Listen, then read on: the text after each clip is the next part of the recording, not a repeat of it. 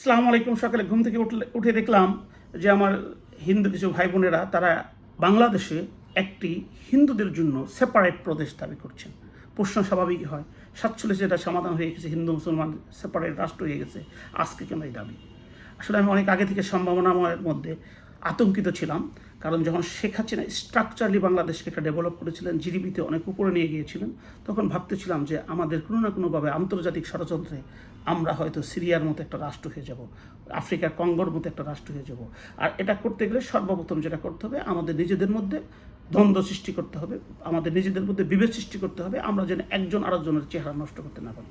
আর সেটা কিন্তু শেখ হাসিনার দ্বারাই সম্ভব করেছে। কারণ আপনি আমাকে খেতে দিচ্ছেন, বিভিন্ন আমি আপনার বাসার কাজের লোক, আমাকে পড়তে দিচ্ছেন, ভালো আছি, কিন্তু আমার স্বাধীনতা দিচ্ছেন না। আমাকে কথা বলার, আমার আত্মীয় স্বজনের সাথে কথা বলার, অথবা আমাকে ফ্রিলি মুভ করতে দিচ্ছেন না। আপনি যতই আমাকে ভালো কাপড় দেন, খাবার দেন, আমি কিন্তু সন্তুষ্ট হতে পারবো না। আর একটা স্বাধীন রাষ্ট্র, আমরা স্বাধীন চেতা লোক, সেখানে আপনি অনেক কিছুই করলেন, কিন্তু 18 আমাকে আমার ভোট দিতে দিলেন না, 24 আমার সাথে বেইমানি করলেন। এই যে কথাগুলো, যে ছেলেটা 18 ইয়ার ছিল, যে আপনাকে সমর্থন করে না ভোটের মাধ্যমে প্রকাশ করবে, অথবা যে আপনাকে সমর্থন করে ভোটের মাধ্যমে আপনার প্রতি তার আনুগত্য প্রকাশ করবে, কিন্তু আপনি তো দুইজনকে সুযোগ দিলেন না। তো স্বাভাবিকই তো এখানে একটা বিশৃঙ্খলা সৃষ্টি হবে, যেটার ফলে আপনাদের পালাইয়া যাইতে বাধ্য হয়েছে। কিন্তু প্রশ্ন হচ্ছে, আমার রাষ্ট্রের কী হলো? যারা সংস্কারের নামে আসলেন তারা প্রথমে বললেন দেশটাকে প্রদেশ করতে হবে। আমি সুচারুভাবে জোরে আমি বলিষ্ঠভাবে প্রতিবাদ করলাম, কেন বাংলাদেশে আপনি প্রদেশ করবেন? আমরা একটি মাত্র ল্যাঙ্গুয়েজে বিশ্বাসী, সমতল একটা ভূমি, হিন্দু মুসলমান সবাই একসাথে বসবাস করছি, আমাদের কাছে তো কোনো প্রদেশের কোনো দরকার নেই।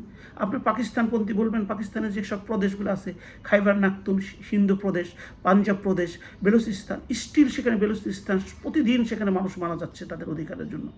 সেখানে খাইবার নাখতুন তারা স্বাধীনতাকামী যারা উপজাতিরা কথা বলছে, সেখানে পাহাড় পর্বতে গেরা সিন্ধি প্রদেশের মধ্যে একই রকম, তাদের ডিফারেন্ট ল্যাঙ্গুয়েজ, ডিফারেন্ট কালচার, তাদের ডিফারেন্ট পার্লামেন্ট আছে, সেখানে তাদের সেন্ট্রাল গভর্নমেন্ট আছে। আমার বাংলাদেশে সেটা না। আমার বাংলাদেশে যদি এক ক্রিকেট খেলা আরম্ভ হয়, আমরা সব একত্রিত হয়ে যাই, সবাই সবাইকে ভুলে যাই, ভ্রাতৃত্ব বন্ধনে একত্রিত হয়ে যাই। কেন এখানে করবেন? যাই হোক, সেটা আল্লাহর অশেষ রহমতে সেটা সম্ভব নয়। কিন্তু আজকে যখন হিন্দু এক বোনকে দেখলাম, তিনি আল্লাহদা চান, কেন ভাই আপনি আল্লাহদা? 47 তো এই দেশ ছেড়ে যারা এই দেশের মাটি কামড়ে ভালোবেসে আসে, তারা তো যায় নাই, তারা তো কখনো বলে নাই। কেন আমাদের রংপুরে বিশাল হিন্দু রাম মন্দির স্ট্যাচু করা হবে? কেন তার অপোজিটে, আপনার রাজশাহীর অপোজিটে সেখানে কি বলে যে পশ্চিম বাংলায় কেন বাবরি মসজিদ করা হবে? কি ভারত কি এত ছোট্ট রাষ্ট্র? তো অনেক জায়গায় আছে। এটা একটা ইন্টারন্যাশনাল ষড়যন্ত্রের অংশ। কারণ বাঙালি আমরা যারা আছি, আমাদের মধ্যে যদি বিচ্ছেদ না থাকে, আমাদের মধ্যে দ্বন্দ্ব না থাকে, পৃথিবীর কোনো শক্তি আমাদের উঠতে পারবে না। ঠিক এই পরিক্রমায় এইগুলা করা হচ্ছে। আমি আপনাদের কথা নিয়ে বলি, আমি ইন্ডিয়াতে লেখাপড়া করেছি, 5 বছর ছিলাম। আমি দুঃখিত, সরি টু সে, যেহেতু আমি মুসলিম, ওখানে আমার নর্মালি মুসলিম ভাই বোনদের প্রতি, আমি তখন সংখ্যালঘু ছিলাম, তাদের প্রতি আমার অনুরাগ বলেন, ভালোবাসা বলেন ছিলেন, তাদের খোঁজখবর রাখার চেষ্টা করতাম। কিন্তু দুঃখজনক হলো সত্য, ওখানে ম্যাক্সিমাম হিন্দু যারা ভারতে বসবাস করে, তারা বাংলাদেশকে বিশ্বাস করে না। তারা বলে যে তোমরা ভুল করেছো। তারা পাকিস্তানকে, ওই ভারতের মাটিতে বসে পাকিস্তানকে সাপোর্ট করে। ইভেন ভারত পাকিস্তান ক্রিকেট খেলার আমি দেখেছি পাকিস্তানের পতাকা উত্তোলন করতে। কেন ভাই?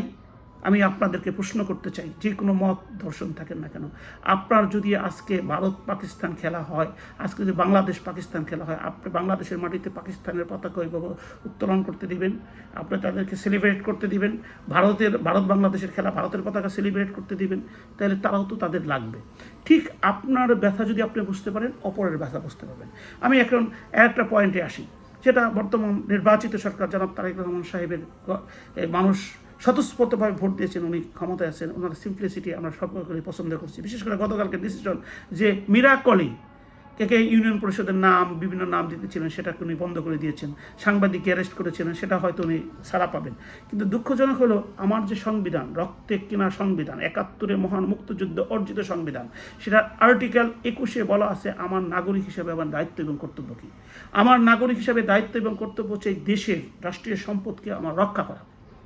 আমার রাষ্ট্রীয় সম্পদকে যদি রক্ষা করতে হয়, সেই রাষ্ট্রীয় সম্পদ যখন আমি দেখবো যেটা ক্ষতিগ্রস্ত হচ্ছে, আমি কথা বলবো না? এর জন্য কি আমাকে জেলে নেবেন? আজকে শেখ হাসিনা তার নিজের টাকা দিয়ে, নিজের বাবার টাকা দিয়ে, আত্মীয় স্বজনের টাকা দিয়ে মেট্রো রেল করেনি, পদ্মা সেতু করেনি।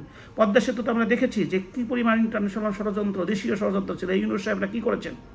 কিন্তু দুঃখজনক হলো সত্য, আপনারা আসার সাথে সাথে মেট্রো রেলে কেন গরুর হাট বসাতে হবে? এত বড় অস্তিত্ব, ওই সৌন্দর্য বাংলাদেশের দ্বিতীয় কোনোটা আছে? এটা তো আপনার আমার টাকাতে নির্মিত, আপনার আমাকে টাকা পরিশোধ করতে হবে। এটা শেখ হাসিনা করেছে, আপনি আরও সুন্দর আরেকটা কিছু করেন। আপনি যে খাল নির্মাণ করছেন, আপনি ইউরোপে 17 বছর ছিলেন, ইংল্যান্ডের প্রত্যেকটা খাল এমন সুন্দরভাবে দু সাইডে বাঁধা এবং সারা বছর নৌকা চলে। এবং ইংল্যান্ডের, আমি বলতেছি ইউকে, মানে যুক্তরাজ্যের যে কোনো গ্রাম থেকে লন্ডন শহরে খালের মাধ্যমে আসা যায়। সেটা বাংলাদেশের মানুষ আপনাকে সারা জীবন মনে রাখবে। শহীদ প্রেসিডেন্ট জিয়াউর রহমানকে মনে রাখবেন। যেমন খাল মানে কি, আপনার শরীরে যেমন রক্ত প্রবাহিত হয়, সেরকম নদী এবং খাল না থাকলে আপনার বাংলাদেশ স্টপড হয়ে যাবে, মরুভূমি হয়ে যাবে, আমাদের শস্য উৎপাদিত হবে না। ঠিক একইভাবে বলতে চাই, কেন পদ্মা সেতুর ওখান থেকে মাটি কাটতে হবে? কেন পদ্মা সেতু আপনারা এসে ওখান থেকে মাটি কাটতে হবে? আমাদেরকে যা বলবেন, মাননীয় সেতু মন্ত্রীর বক্তৃতা শুনলাম, তাই আমরা বুঝে ফেলবো দিস ইজ অ্যাবসলিউটলি রাবিশ, রং। কারণ হচ্ছে ওখানে একটা ক্যান্টনমেন্ট আছে পদ্মা সেতুকে নিরাপত্তা দেওয়ার জন্য। পদ্মা সেতুর মাঝে একটা ক্যান্টনমেন্ট আছে, সেটা পদ্মা ক্যান্টনমেন্ট বলা হয়। সেটা মুন্সিগঞ্জ, মাওয়া এবং শরীয়তপুর কেন্দ্রিক। আমি আমার দেশপ্রেমিক সেনাবাহিনী ভাইকে বলি, ওখানে যখন মাটি কাটলো, আপনাদের কি সামান্যতম দেশপ্রেম জাগ্রত হলো না যে আপনাদের কাছ থেকে পারমিশন নিতে হবে? হ্যাঁ, পদ্মা সেতুতে বুঝলাম যে হ্যাঁ, ওই পিলার করার জন্য মাটি হয়েছে, সেটা কি পদ্মা সেতুর পিলারে ক্ষতি করছে? আপনাকে ওখানে বনায়ন করতে পারতেন না? আপনারা ওইখানে যদি মানুষ, আমি অনেকবার ওখানে ভিজিট করতে গিয়েছি ট্যাক্স দিয়ে, যে রাস্তা গেলে যে 80 টাকা করে দিতে হয়, ভালো লাগে, নিজেকে খুঁজে পাই। আমার তো ওই কক্সবাজার সম্ভব না, সময়ের কারণে বলেন, যে কোনো ব্যস্ততার কারণে বলেন, ওখানে গেলে এইরকম কি করা যায় না? দেশের মানুষের জন্য একটু রিক্রিয়েশন করেছে, সেখান থেকে মাটি কেটে নিতে হবে।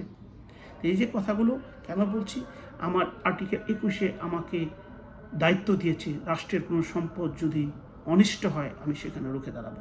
তাই বলছি, বাংলাদেশটি আমার, বাংলাদেশটি আপনার, বাংলাদেশটি সবার। আমরা যদি আওয়ামী লীগ, বিএনপি, জামাত, জাতীয় পার্টি, কেন আওয়ামী লীগ পেরেছে জামাতকে দেশ থেকে বঙ্গোপসাগরে নিক্ষেপ করতে, নির্মূল করতে, আপনারা আওয়ামী লীগকে নির্মূল করতে পারবেন না। যেটা সত্য, যেটা স্বাভাবিক, এই সত্য স্বাভাবিকটাকে মেনে নিয়ে বাংলাদেশের স্বার্থে, বাংলাদেশের মানুষের স্বার্থে, বাংলাদেশের সীমারেখার স্বার্থে, বাংলাদেশের মানচিত্রের স্বার্থে, বাংলাদেশের প্রগ্রেসের স্বার্থে, বাংলাদেশের মানুষের অস্তিত্বের স্বার্থে প্লিজ আমরা যেন ডিভাইডেড রোল প্লে না করি, আমরা যেন নিজে একজন আরেকজনের মধ্যে বিচ্ছিন্ন না হই, আমরা যেন একজনের মধ্যে ভ্রাতৃত্ববোধে আবদ্ধ থেকে, সে হিন্দু, বৌদ্ধ, খ্রিস্টান যাই থাকুক না কেন। এবং আপনাদেরকে মনে করে দিতে চাই, 47-এ কিন্তু ওনারা এই বাংলাদেশ ছেড়ে যায়নি, 71-এ কিন্তু ওনারা বাংলাদেশ ছেড়ে চায়নি, এই আজকে 2026-এ কিন্তু ওনারা আছে। কিন্তু আমরা যদি পদে পদে ওনাদেরকে অপমানিত করি, অপদস্থ করি, কথায় কথা ওনাদেরকে গালি দিই, ইন্ডিয়ার দোষের কারণে যদি ওনাদেরকে আমরা দোষী সাব্যস্ত করি, তাহলে তো তাদের ভিতরে একটি মন মানসিকতার পরিবর্তন আসবে, হীনমন্যতা আসবে। এই হীনমন্যতার জন্য তো আমরাই দায়ী হব।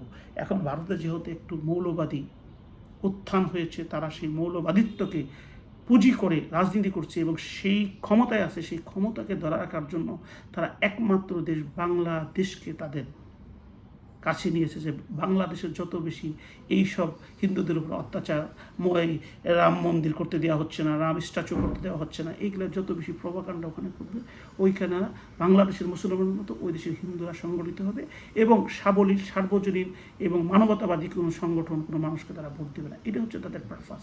সেটা আমরা, বাংলাদেশ একটা প্রোগ্রেসিভ দেশ, বাংলাদেশ আমরা সবাই মিলে একসাথে বসবাস করা আমাদের অভ্যাস, আমরা একে অপরকে ভালোবাসি, আমাদের নিজস্ব ল্যাঙ্গুয়েজ আছে, একটি সমতল ভূমি আছে, আমাদের ম্যাক্সিমামে আমরা মুসলিম ধর্মের সুন্নিতে বিশ্বাসী, অন্য যারা আছে তাদের সাথে কখনোই আমাদের কোনো দ্বন্দ্ব নাই, ভ্রাতৃত্ববোধ আছে। আসুন এই দেশটাকে সামনের দিকে এগিয়ে নিয়ে যাই। সকলে ভালো থাকবেন। আসসালামু আলাইকুম।